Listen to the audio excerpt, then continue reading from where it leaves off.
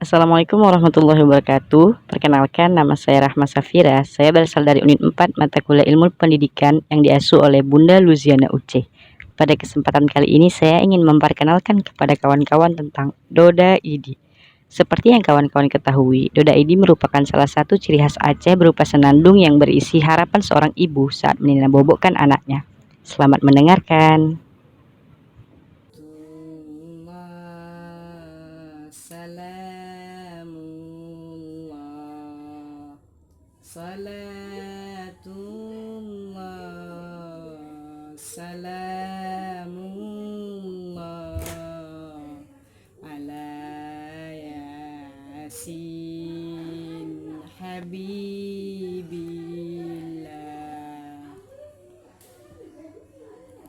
Diayun mang diayun dianggun dibuwe-buwe hodo amang si ubat lung jadi mau anak nang sol dianggun mang diayun dianggun dibuwe-buwe hodo amang si ubat lungun jadi maho anak nang soleh dianggun hamang dianggun sareto mando syukur tu Tuhan malumnya sembulun horas torkis markahirasan.